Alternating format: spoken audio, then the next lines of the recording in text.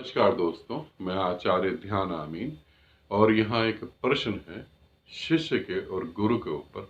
तो वो प्रश्न आप सुने और फिर मैं उस प्रश्न की व्याख्या करता हूँ कि क्या होना चाहिए और क्या नहीं होना चाहिए। प्रणाम आपको। मैंने हर जगह ही ये सुना है, गुरु ऐसा गुरु वैसा। गुरु की तो हम परिभाषा अपने शब्दों में कर ही नहीं सकते, क्योंकि गुरु जैसा कुछ हो ही नहीं सकता।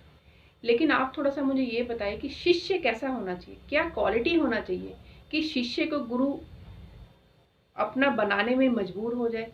क्योंकि मुझे यही बात समझ में नहीं आ रही कि हम कैसे शिष्य हैं, हम कैसे पता चल लगाए। थोड़ा सा आप इसके ऊपर प्रकाश डालें। प्रश्न है कि शिष्य कैसा होना चाहिए कि गुरु को उसे एक्सेप्ट ही करना पड़े। एक अच्छा शिष्य, पहली बात तो शिष्य शिष्य होता है और गुरु को उसे एक्सेप्ट ही करना पड़े, गुरु नकार ना पाए। क्या ऐसा भी शिष्य हो सकता है? हाँ, बिल्कुल हो सकता है। ऐसा शिष्य हो सकता है और इतिहास में कई जगह ऐसा हुआ, ऐसा शिष्य हुआ। इतिहास में कई जगह ऐसा भी हुआ कि शिष्य नहीं था। मैं दोनों चीज तुम्हें समझाने की कोशिश करता हूं ताकि तुम अपनी स्थिति को समझ सको और अपनी स्थिति को समझते हुए तुम कहां खड़े हो और तुम्हें कहां होना चाहिए। शुरुआत करते हैं गुरु से। गुरु को तो हम ढूंढ नहीं सकते, गुरु को आप कभी नहीं ढूंढ सकते, गुरु ही शिष्य को ढूंढता है। तो गुरु को तो ढूंढना मुश्किल है। क्यों मुश्किल है? शिष्य जो होता है उसकी आंखें बंद होती हैं। अब बंद आंखों से खुली आंख वाले व्यक्ति को तुम कैसे ढूंढोगे? वो तो मुश्किल हो जाता है। तो एक अच्छा शिष्य कैसे बना जाए, कैसे शिष्य बना जाए ताकि गुरु तुम तक पहुंच जाए, गुरु तुम तक आ जाए। तुम गुरु तक न जाओ, गुरु तुम तक आ जाए। तो क्या करना चाहिए, क्या होना चाहिए और इतिहास में ये दोनों चीजें कहां कहां घटी, इसे समझ लें। एक गुरु हुए, गुरु रामकृष्ण परमहंस। उनके पास एक शिष्य गया जो सही में शिष्य था। जो सही में शिष्य था वो था विवेकानंद। स्वामी विवेकानंद जब उनके पास गए तो ना चाहते हुए भी, पहली बात तो ना की बात ही नहीं थी, रामकृष्ण परमहंस को उन्हें एक्सेप्ट करना ही पड़ा, क्योंकि रामकृष्ण को उनकी इंतजार थी। रामकृष्ण परमहंस उस पूरे ब्रह्मांड के ज्ञान से भरे हुए थे। अब वो ज्ञान जो है किसी को देना चाहते थे। जब भीतर इतना प्रेम आ जाता है तो बाहर वो बटना स्वाभाविक है, मगर उस प्रेम को धारण करने वाला भी तो कोई होना चाहिए। तो वहां फिर रामकृष्ण परमहंस ने विवेकानंद को वो ज्ञान दिया। ऐसी एक और शिष्य हुए, राजा जनक।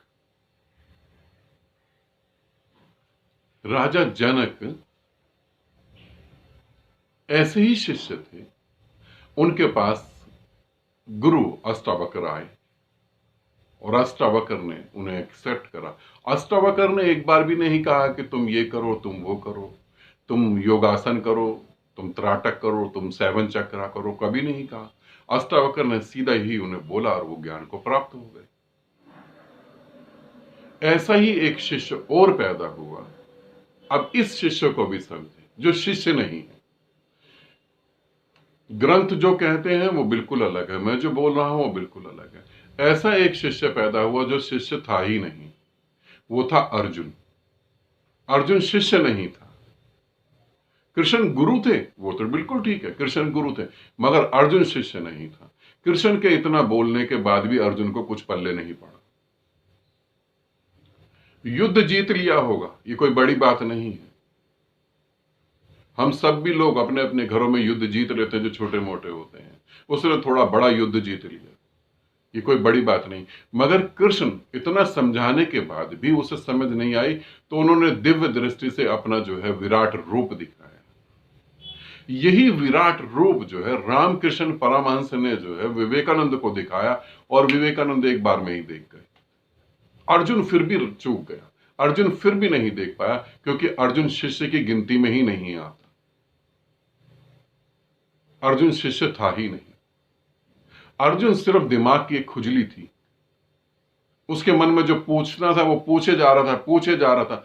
कृष्ण क्या बोल रहे हैं वो उसे नहीं सुन रहा था, वो कृष्ण की हर बात पे प्रश्न उठाया जा रहा था, हर बात पे प्रश्न उठाया जा रहा था।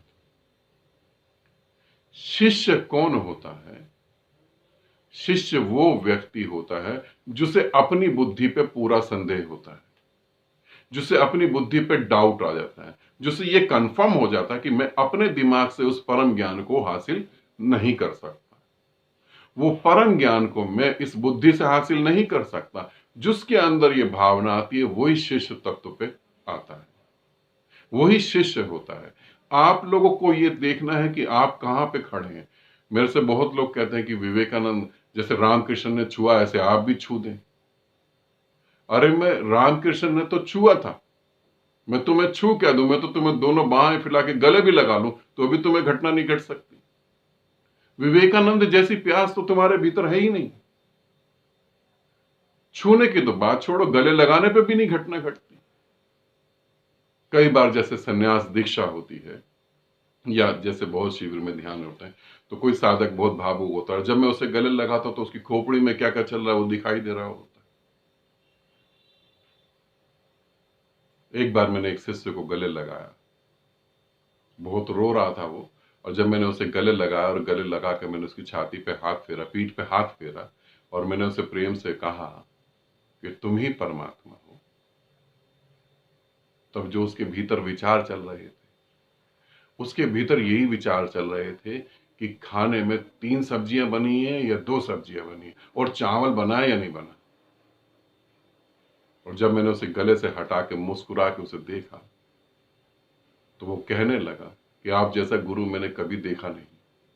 मैंने भी उसे कहा कि मैंने आप जैसा शिष्य भी कभी नहीं देखा, इतना प्यारा शिष्य कि चावल बने हैं नहीं बने तो तुम्हें मैं गले भी लगा लूं तो उससे क्या होगा, चावल बने हैं नहीं बने, कोई चप्पल तो चोरी करके नहीं ले जाएगा। एक शिविर में ले रहा था, उसमें ध्यान करवा रहा था, सभी को घटनाएं घटी, तो एक साधक ने बोला मुझे कुछ नहीं घटा। मैंने कहा तुम्हारे अंदर क्या विचार आ रहे थे? तो उसने बोला कि 7,000 के मैंने शूज लिए हैं, 7,000 के बूट मैंने लिए हैं, और वो जो है बाहरी गेट पे उतारे हुए हैं, तो बार बार आ रहा था कि मेरे बूट चोरी तो नहीं हो जाएंगे, 7,000 के हैं, कैसे घटेगा? तो शिष्य वो है जिसको अपनी बुद्धि पे ही शक पैदा हो जाता है और ये कंफर्मेशन भी आ जाती है कि मैं अपनी बुद्धि से कुछ नहीं कर सकता। अब जिस गुरु के पास वो जाएगा उसे परम ज्ञान उपलब्ध होगा ही होगा। और मैं तुम्हें यहां ये बोलता हूं, जिसको ये शक पैदा हो जाए कि मैं अपनी बुद्धि से नहीं पहुंच सकता, वो किसी गुरु के पास भी ना जाके सड़क पे पड़े हुए पत्थर के आगे भी अगर सर झुका दे, उस पत्थर से भी उसे परम ज्ञान उपलब्ध हो सकता है, क्योंकि परम ज्ञान तो तुम्हारे भीतर है। शिष्य बनने की पहली और अंतिम सीढ़ी है कि तुम्हें अपनी बुद्धि पे संदेह पैदा हो, और जिसे अपनी बुद्धि पे संदेह पैदा नहीं होता, जो अपने आप को समझदार और इंटेलिजेंट समझता है, वो अर्जुन की तरह प्रश्न पूछता ही रहता है, पूछता ही रहता है, पूछता ही रहता है। फिर यहां मैं ये भी तुम्हें बता दूं, मैं तुम्हें ये नहीं कह रहा तुम प्रश्न मत पूछो, मैं कह रहा हूं तुम इतने प्रश्न पूछो, मुझसे इतने प्रश्न पूछो। जैसे शिविर में होता है, 3 दिन का शिविर होता, तो मैं शिविर में सबसे पहले तो यही बात बोलता हूं कि हम दोनों में कंपटीशन है। आप जो 150, 100 जितने भी आप सन्यासी यहाँ पे ध्यान करने आए हो, तो हम दोनों में कंपटीशन है। आप 100 लोग एक तरफ हो जाओ, मैं एक अकेला एक तरफ। आप जितना आप पूछ सकते हो पूछ पूछ के मुझे थकाओ, और मैं उत्तर दे दे के आपको थकाऊंगा।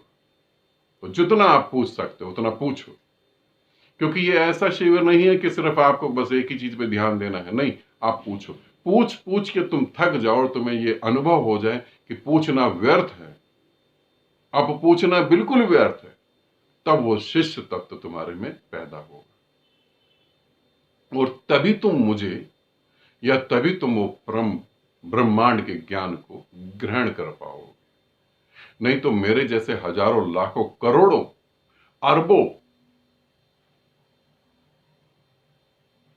व्यक्ति संत तुम्हारे सामने से गुजर भी जाएंगे तो तुम्हें कभी भी अनुभव नहीं घटित होगा, क्योंकि शिष्य तत्व चाहिए। और शिष्य तत्व क्या होता है? जो अपना शीश उतार के रख दे और हृदय खुल जाए। तो एक शिष्य को क्या करना चाहिए? एक शिष्य को ये सोचना चाहिए, इसे समझना चाहिए, क्या मैं अपनी बुद्धि से पहुंच सकता हूं या नहीं। अगर तुम्हें लगता है मैं अपनी बुद्धि से पहुंच सकता हूं, तो अभी गुरु को मत ढूंढो, अभी तुम अपनी बुद्धि से प्रयास करो और पहुंचो। बहुत सारे लोग कहते हैं बुद्ध बिना गुरु के पहुंच गए। बुद्ध अगर इस समय, अब ये तो कह नहीं सकता कि बुद्ध इस समय होते तो मैं तुम्हारी बात करा देता। बुद्ध तो इस समय है, मगर तुम बात करने वाली हालत में नहीं हो। नहीं तो तुम बुद्ध से बात करके ये देख सकते थे कि बुद्ध बिना गुरु के पहुंचे या गुरु की वजह से पहुंचे। एक समय आता है जब व्यक्ति को घटना घटती है, तब उसके लिए कोई गुरु नहीं होता, मगर उससे पहले गुरु होना जरूरी होता है। तो यदि तुम्हें लगता है बुद्ध पहुंच गए, हम भी पहुंच जाएंगे। मेरी शुभकामनाएं तुम्हारे साथ हैं, तुम भी पहुंचो फिर। ठीक, तो एक शिष्य के लिए क्या होता है वो मैंने आपको बताया, इसे समझें और ये देखें कि आप कहां खड़े हैं। ठीक है, आनंदित रहें, सदा खुश रहें। बहुत बहुत प्रेम आप सभी।